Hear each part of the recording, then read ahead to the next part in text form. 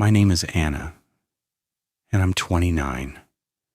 I live in a mid-sized city in the Pacific Northwest, the kind of place where the rain never really stops, but the coffee shops make up for it. I've been here for 2 years, working as a barista at a local roastery downtown. Early mornings, decent tips, and enough downtime to scroll through my phone between rushes. After a rough breakup back in my hometown, I moved out here for a clean slate. No family nearby, a handful of work friends, and an apartment in a walk-up building that's seen better days, but has cheap rent and a view of the park across the street. My routine is pretty set. Wake at 4:45, bus to work by 5:30, shift until 2 p.m., bus home, nap, maybe a walk in the park if the weather cooperates, dinner from whatever's in the fridge, bed by 10. It's boring, but boring felt safe after everything. The first time I noticed something off was in late September, when the days started getting shorter. I'd gotten off the bus at my usual stop around 2:45 p.m., the one 2 blocks from my building. As I walked, I had that prickly feeling on the back of my neck, like eyes on me. I glanced back, saw a guy about 30 feet behind, hands in his pockets, gray hoodie up against the drizzle. Average height, slim, nothing standout. He wasn't looking at me, just staring at his phone. I sped up a little. He kept pace. When I turned into my building, he kept walking straight past the park entrance. I shook it off. People walk the same direction all the time. But it happened again the next day. Same bus stop, same time, same guy, or at least the same hoodie and build. This time he crossed the street when I did, lingered at the corner while I fumbled for my keys. I looked back. He was tying his shoe or something, head down.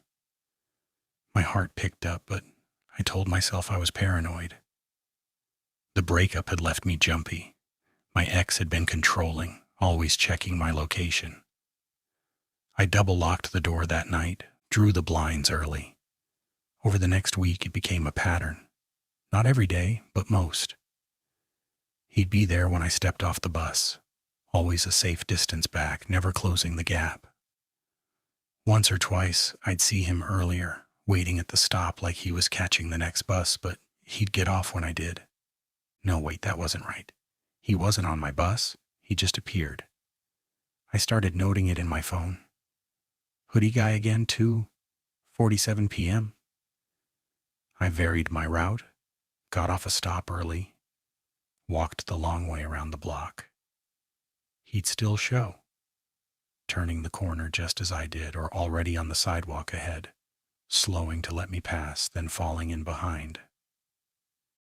I confided in my coworker, Jess, during a slow shift. "You think he's following you?" she asked, wide-eyed. I shrugged. "Maybe. Or maybe I'm imagining it." She suggested testing it. Take a random detour, see if he adjusts. That afternoon I did.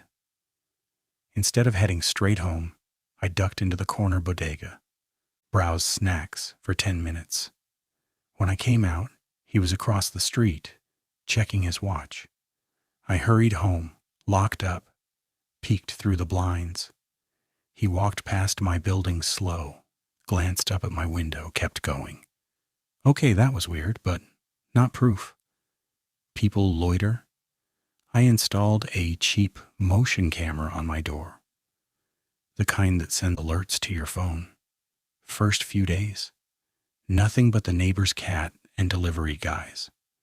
Then one evening while I was inside making pasta, alert at 7:12 p.m. Footage. Hoodie guy standing in front of my door, not knocking, just standing for almost 3 minutes.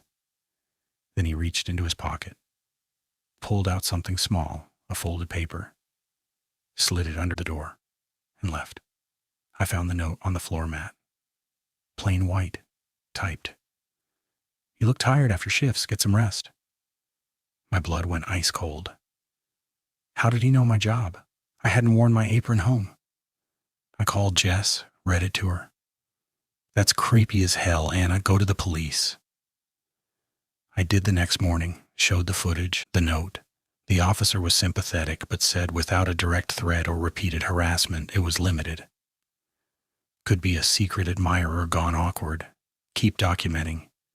If he approaches, call us.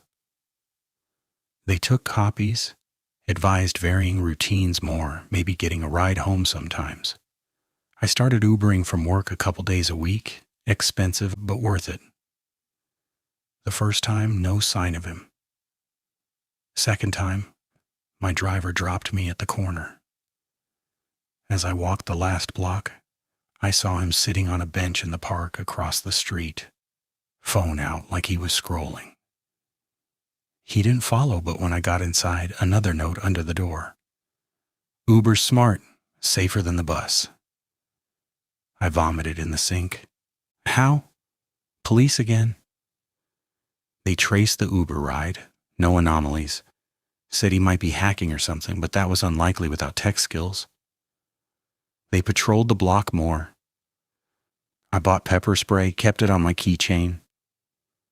Started leaving work at random times, early one day, late the next. But he adapted. If I left early, he'd be at an earlier bus stop, walking the same path.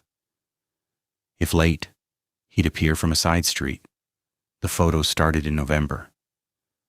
First one texted from an unknown number. Me at the bodega, browsing chips. You like the salt and vinegar ones? Blocked. New number the next day. Photo of my window at night. Me silhouetted closing blinds. Lights out at 10:15. Sweet dreams. I showed the cops. They traced. Burner phones. Dead end. Get a restraining order if we ID him? But the footage never caught his face clear, always hooded, angled away.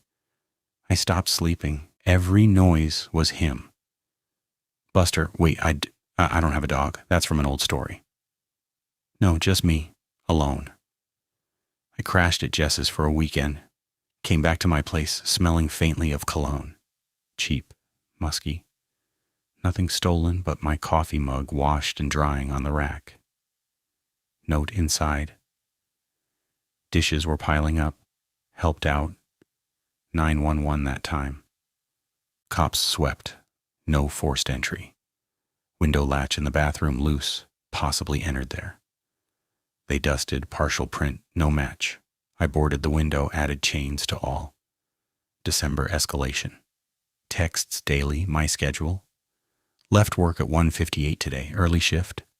Photos, me on the bus, me in the park. Hadn't been there in weeks. One night, alert at 3:04 a.m. Camera showed him at my door. Waving at the lens, then leaving a rose. Single red, thornless. Note. You deserve nice things. I pretended normalcy, but planned. And told Jess my idea. Act like going home regular time, but circle back, watch from the park. See if he waits. Police approved. Said they'd have a unit nearby if I called. Friday, 2:30 p.m. Off bus at usual stop. Walked home brisk, keys out, but instead of going in, I slipped around the building, out the back alley, crossed to the park. Hid behind a thick oak. Watched my door from across the street. Heart hammering. Minutes ticked. 2:50. Nothing. 3. A figure approached from the side street. Hoodie guy. He stopped at the corner, checked his phone, then ducked behind a parked SUV 2 doors down from my building. Crouched low, peeking out.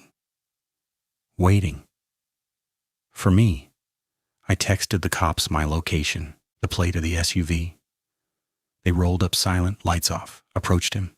He bolted, jumped the fence into a yard. But they caught him 2 blocks away. Name? Alex Turner, 31. Lived in my building 2 floors up, moved in 6 months ago, no record.